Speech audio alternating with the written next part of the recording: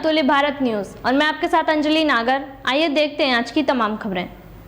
भवानी मंडी की कृषि उपज मंडी में समर्थन मूल्य पर खरीदी शुरू नहीं होने के कारण किसानों को मजबूरन अपना माल कृषि मंडी बाजार में कम मूल्य में बेचना पड़ रहा है, जिसके कारण किसानों को भारी नुकसान उठाना पड़ रहा है।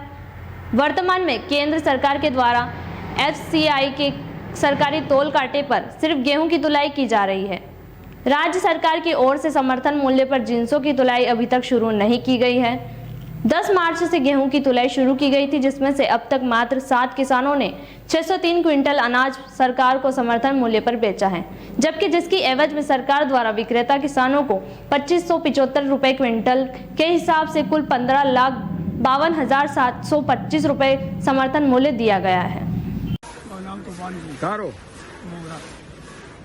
कई बेचवा आया बार चना सरकार के द्वारा जो रेट जो मूल्य तय किए गए वहाँ पे माल बिक रही हो नहीं, उनकी कम में बिकी जो कतरा में बेचो आपने 4800 में 4800 में 51, 148, 143। कई परेशानी आ रही परेशान तो कम में बकी रही होगी, परेशानी आती क्यों कम में क्यों बक रही है सरकार के रेट उतार नहीं करेंगे कि 5600 बकी है 5600 क्या बकेगी। एक महीने तक कांटो नहीं चला रही, एक महीना बाद ले जहाँ तक खासगार कहीं करे खासगार तो पैसा देना जरूरत पड़ेगी पर खासगार लिए भेजना पड़ेगी। बाकी पैसा या सरकार पूरा करेगा तो 200 कम तो ही 5600 मतलब 600 800 रुपये सीट का खाता में ला के देगा। क्या नाम है? मेहरबान सिंह। कहाँ से आए हो आप माल बेचने? मुआजड़ा। कितने टाइम से आ रहे हो इस मंडी में? रोज आ रहे हैं सर। अभी क्या बेचने आए हो? चने। तो समर्थन मूल्य मिल रहा है आपको? नहीं मिल रहा। क्यों? क्योंकि अब दे नहीं रहे, मतलब बहुत कम दे रहे। कितना फर्क है? 1 कुंटल 500-700 रुपए का। अच्छा, तो ये समर्थन मूल्य का जो तोल कांटा वहाँ पे नहीं, वहाँ पे क्यों नहीं बेच रहे हो आप? वहाँ पे चालू क्या हुआ? अभी तक चालू ही नहीं हुआ? नहीं हुआ सर। कितना माल बेचा आपने? अभी तुले हो रही है सर उसकी। तो लगभग कितना नुकसान उठाना पड़ रहा है आपको? यानी 1 कुंटल पर लगभग 500-700 रुपए का। हर काश्तकार को 500-700 रुपए का नुकसान उठाना पड़ रहा है। सुदीप जी, ये कृषि उपज मंडी में जो किसान आ रहे हैं उनका कहना है कि उनको माल जो है समर्थन मूल्य पे जो सरकार द्वारा रेट तय की गई है उसमें माल मिल ही नहीं पा रहा है वो मूल्य उनको। बिल्कुल जो किसान का कहना है वो 101% सत्य है। आज के दिन तक जो भी किसान मंडी के अंदर समर्थन मूल्य की जो निर्धारित जो जिनसे हैं जो रेटें हैं वो किसान को प्राप्त नहीं हो रही है, चाहे गेहूं हो, चाहे चने हो, चाहे मसूर हो। और किसान को कहीं ना कहीं वर्तमान सरकार के जो जनप्रतिनिधि है अगर वो लोग जागरूकता से किसानों को अन्नदाताओं को सहयोग करें तो काफ़ी बड़े स्तर पे इन लोगों को इनकी परेशानियों में कहीं ना कहीं वो पैसा इनको वाजिब पैसा जो MSP का जो सरकार ने जो रेटें तय कर रखी है उससे काफ़ी इनको संबल मिलेगा। आज ये स्थिति है वर्तमान में कि चने बिक रहे हैं इनके 4500 से 4800 और समर्थन मूल्य जो निर्धारित कर रखी है सरकार ने वो है 5650 रुपये चने के ऊपर और इनका माल मंडियों में बिक रहा है 4800 रुपये। तो मेरा जो पूर्व जिला परिषद होने के नाते मेरा वर्तमान जो हमारे यहाँ विधायक साहब हैं कालूराम जी डग के जो विधायक हैं कालूराम जी मेघवाल साहब, वर्तमान हमारे जो 5वीं बार के लोकप्रिय सांसद हैं दुष्यंत सिंह जी, तो ये अपनी जनता की थोड़ी सी उनको सुनना चाहिए, मंडियों में आके उनकी समस्याओं को समझना चाहिए क्योंकि ये सब अपना एक परिवार है और ये काफ़ी पीड़ित है क्योंकि इनके जो ये जो समय है इनका किसी को किसान कार्ड जमा करना है, किसी को बैंकों के और भी बैंकों के ट्रैक्टर लोन हुए, किसी के और अन्य प्रकार के लोन हैं वो जमा करने का ही मार्च का समय रहता है। तो बैंकों का भी काफ़ी प्रेशर रहता है, इनके अभी शादी ब्याहों के भी दौर हैं तो उसमें भी इनको पैसा चाहिए, अन्य कई और भी कारणों से इनको पैसा चाहिए। तो ये इस मजबूरी के कारण अपना माल 600, 700, 800 रुपये के अंतर में मंडियों के अंदर बेच रहे हैं। तो मेरा सरकार के नुमाइंदों से ये निवेदन है कि आप इसको कहीं ना कहीं एक जो भावांतर योजना जो लागू करेगी थी उसके अंतर्गत अगर ये उस भावांतर योजना के लिए हमारे सांसद महोदय प्रयास करें तो उसमें किसानों को मंडी के अंदर ये जो माल बिक रहा है उसकी जो व्यापारी द्वारा जो उसको रसीद दी जाती है, बिल दिया जाता है, उसके आधार पे जो उसके बीच का जो डिफरेंस है, अगर मंडी में 4900 बिक रहा है, अगर यदि चना बिक रहा है तो उसका जो 750 रुपये का जो अंतर है वो इनके डायरेक्टली खातों में ट्रांसफर किया जाए वो पैसा, क्योंकि ये समीप में मध्य प्रदेश में पूर्व मुख्यमंत्री शिवराज सिंह जी चौहान ने भी कुछ वर्ष पूर्व ये योजना लागू की थी। उससे सीधा सीधा किसानों को ईमानदारी से उनके खातों में पैसा जाएगा। तो जो सरकार की जो ये समर्थन मूल्य की जो व्यवस्था है ये उचित रही, नहीं तो अभी तक जो स्थिति है 80% किसान तो मंडियों के अंदर माल बेच रहा है और 20% किसानों को समर्थन मूल्य का भाव मिल रहा है।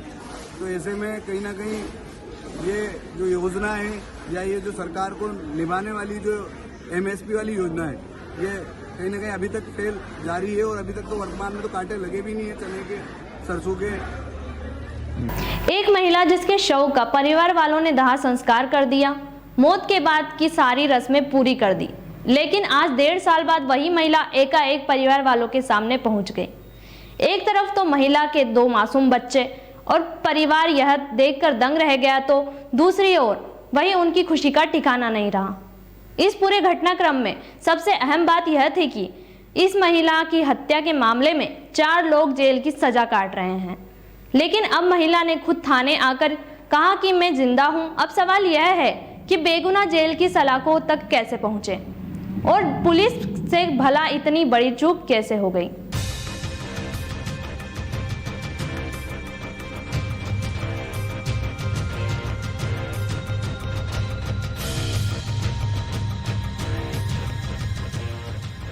दरअसल घटना मध्य प्रदेश के मंदसौर जिले के गांधीसागर थाना क्षेत्र के नावली गांव से जुड़ी है।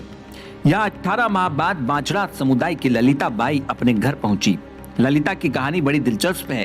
दरअसल 18 महीने पहले गुमशुदा ललिता की घर वालों को मध्य प्रदेश के ही थांदला थाना से पुलिस की मदद से डेड बॉडी मिली थी और उसका अंतिम संस्कार और मौत के बाद की सारी रस्में पूरी की।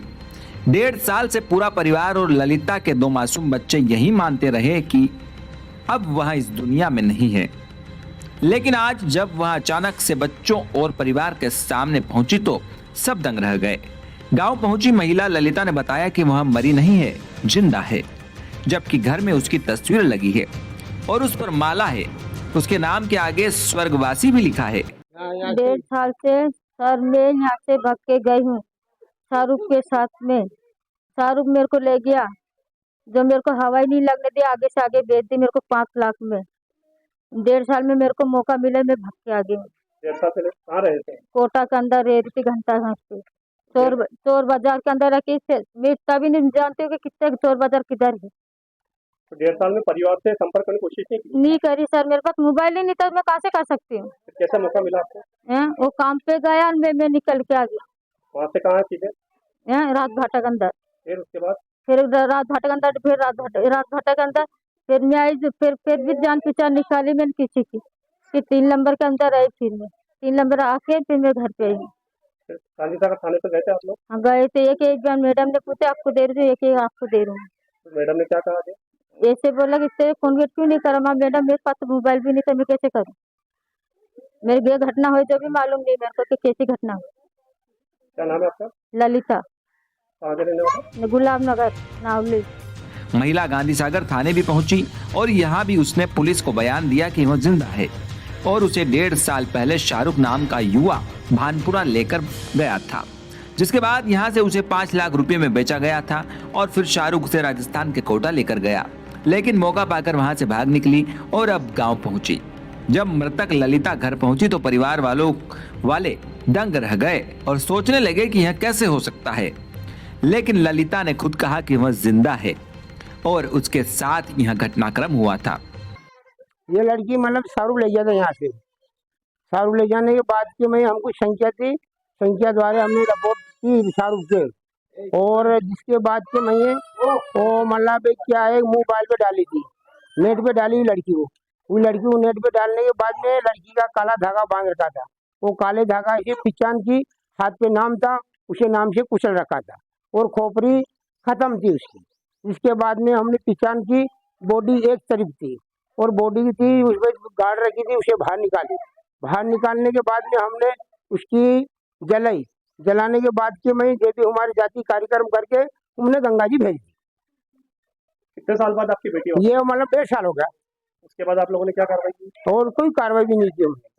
गांधी सागर थाने पे भी गया था? नहीं, गांधी सागर थाने में गांधी सागर वालों को कोई पता नहीं था।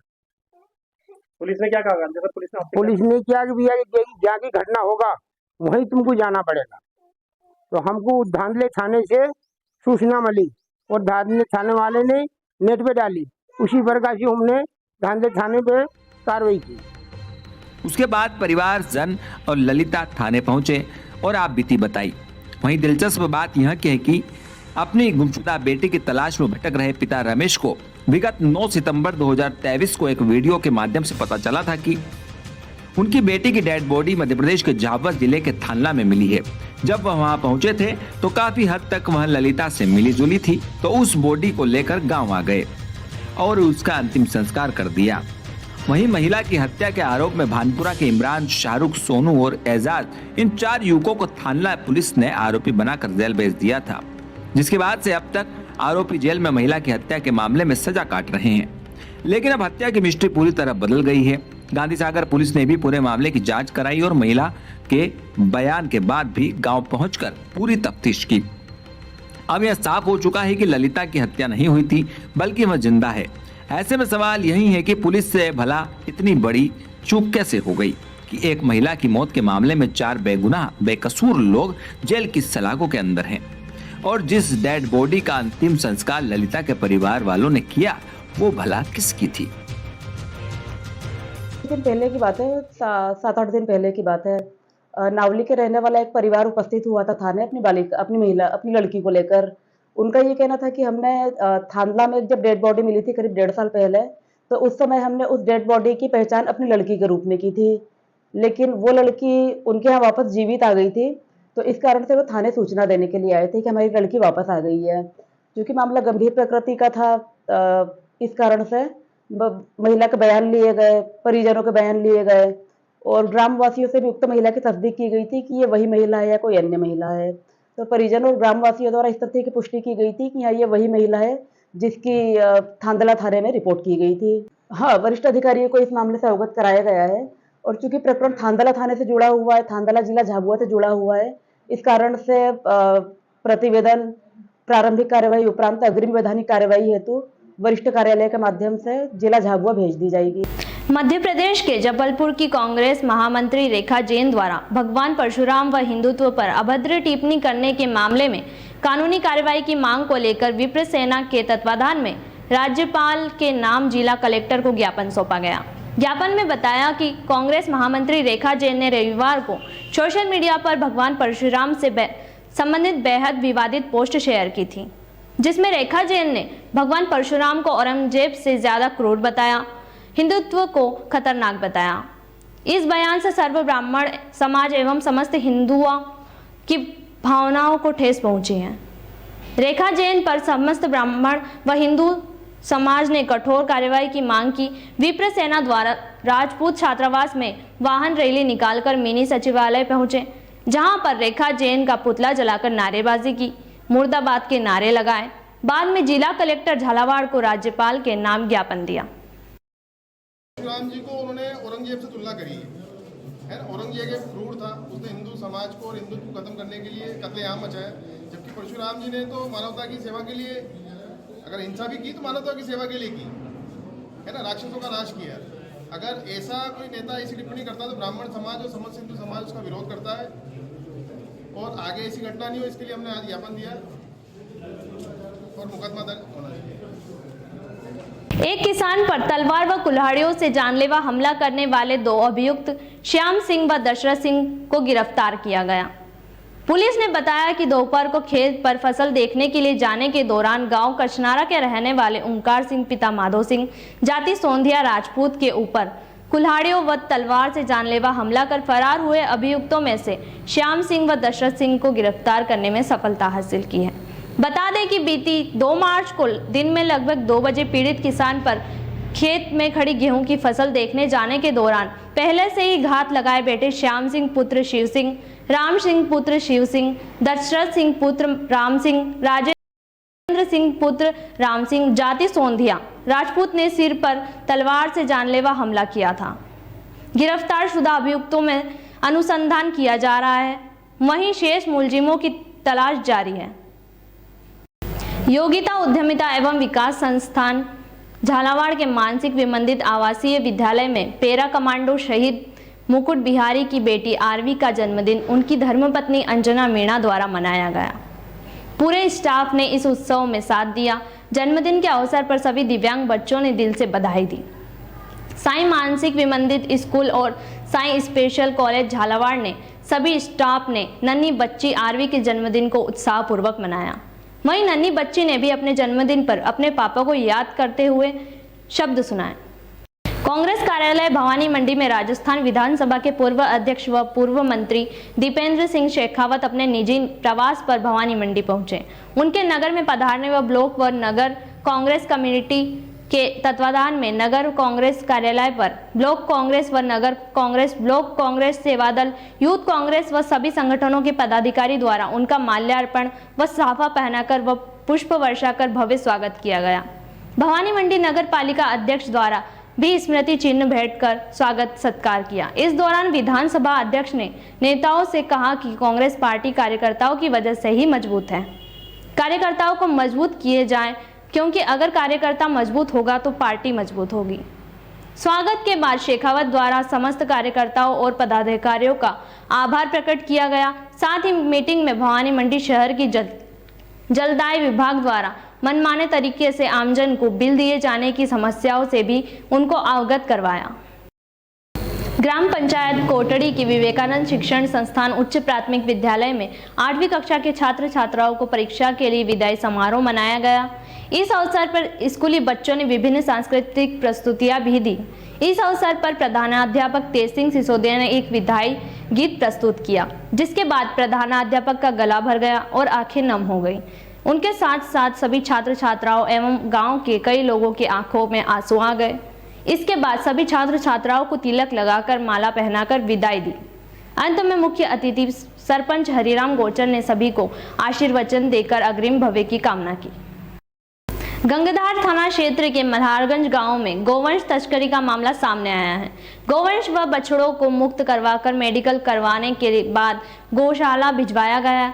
थाना प्रभारी अमरनाथ जोगी ने बताया कि गोरक्षक दल के सदस्य गजेंद्र सिंह द्वारा एक रिपोर्ट दी कि गंगधार थाना क्षेत्र के मल्हारगंज इलाके में हिंदू संगठनों को सूचना मिली थी कि एक मुस्लिम व्यक्ति द्वारा अपने खेत पर 1 दर्जन से ज्यादा गोवंश बांधा गया है और इसकी तस्करी में लिप्त है।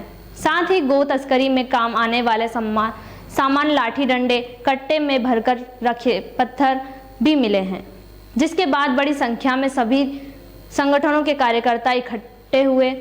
इस दौरान मौके पर पहुंचे थाना प्रभारी ने मामले को गंभीरता से लिया और हिंदू संगठनों की मदद से युवक के खेत में 9 गोवंश गाय और 3 बछड़े कब्जे में लेकर मेडिकल मुआयना करवाया और गौशाला भिजवाया। साथ ही हिंदू संगठनों की रिपोर्ट पर मामला दर्ज कर अनुसंधान शुरू किया गया।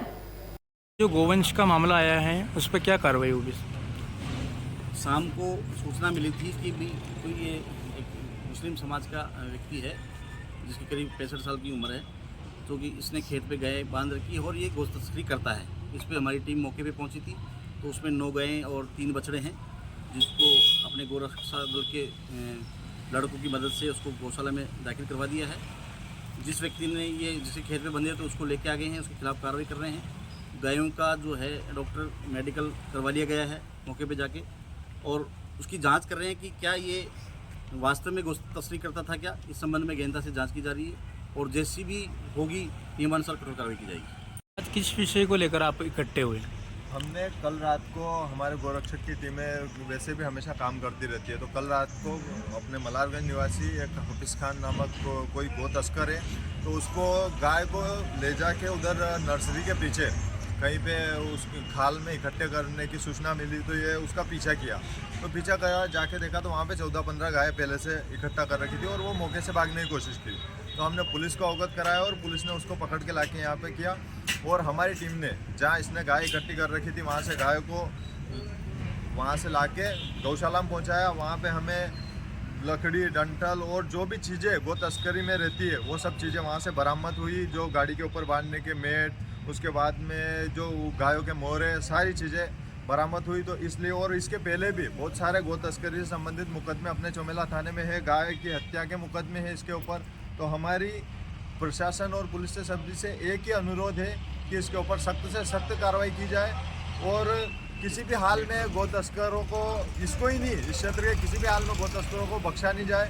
और यदि इसके ऊपर कार्रवाई नहीं हुई तो हम खुले चेतावनी दे रहे हैं कि अगली बार गो तस्कर हाथे लगा तो हम पुलिस को अवगत बाद में करवाएंगे। पहले हम खुद हमारे स्तर पर कार्रवाई करेंगे, संगठन के स्तर पर कार्रवाई करेंगे। राजकीय बिरला महाविद्यालय भवानी मंडी में राष्ट्रीय सेवा योजना इकाई द्वितीय के द्वारा 7 दिवसीय विशेष शिविर आयोजन किया जा रहा है, जिसके द्वितीय दिवस स्वयं सेवक को लक्ष्य गीत गाकर दिन की शुरुआत की। इसके साथ ही साफ सफाई का कार्य किया गया। महाविद्यालय में प्राचार्य डॉक्टर मनीष गुप्ता ने बच्चों को एनएसएस का महत्व एवं अपनी व्यवहारिक जीवन में योगदान, पर्यावरण संरक्षण आदि विषयों पर चर्चा की। कार्यक्रम अधिकारी इकाई द्वितीय डॉक्टर मोनिका मीणा ने कार्य बांट कर बच्चों के द्वारा किए गए कार्यों का निरीक्षण किया। बच्चों को चाय नाश्ता करवाया गया। कार्यक्रम अधिकारी इकाई प्रथम आयुष गुप्ता ने बताया कि स्वयं सेवकों और सेविकाओं ने महाविद्यालय के दोनों उद्यानों की साफ सफाई की। वर्ल्ड रिसाइकलिंग दिवस के अवसर पर भवानी मंडी ब्लॉक के राजकीय उच्च प्राथमिक विद्यालय मांडवी में एक विशेष कार्यक्रम आयोजित किया गया। ग्रीन सोल फाउंडेशन मुंबई और HDFC bank Bharat cares group के सहयोग से भवानी मंडी ब्लॉक के 18 विद्यालयों के 2000 बच्चों को रिसाइकलिंग प्रक्रिया के लिए तैयार की गई चरण पादुकाएं भेंट की गईं। साथ ही 700 बच्चों को स्कूल बैग व बैठने की मेट वितरित किए गए, जो पर्यावरण संरक्षण की दिशा में एक महत्वपूर्ण पहल है। कार्यक्रम के मुख्य अतिथि मुख्य ब्लॉक शिक्षा अधिकारी श्री दामोदर प्रसाद शर्मा, सहायक ब्लॉक शिक्षा अधिकारी दिनेश बाथरा और प्रशासनिक अधिकारी हरीश शर्मा थे। इस अवसर पर ग्रीन सोल फाउंडेशन के प्रतिनिधियों, प्रेरक शिक्षिका बीना केदावत, भारत केयर्स और HDFC बैंक के प्रतिनिधि अमित पालीवाल ने बच्चों को यह सामग्री वितरित की। सामग्री पाकर बच्चों के चेहरे खुशी से खिल उठे। इस पहल से न केवल जरूरतमंद बच्चों को सहायता मिली, बल्कि पर्यावरण संरक्षण और रिसाइकलिंग की उपयोगिता का संदेश भी दिया गया। और ये थी अब तक की तमाम खबरें। जाइएगा कहीं नहीं, कल मिलते हैं इसी वक्त इसी बुलेटिन में। तब तक के लिए बने रहिए अतुल्य भारत न्यूज़ के साथ। नमस्कार, मैं अंजलि नागर।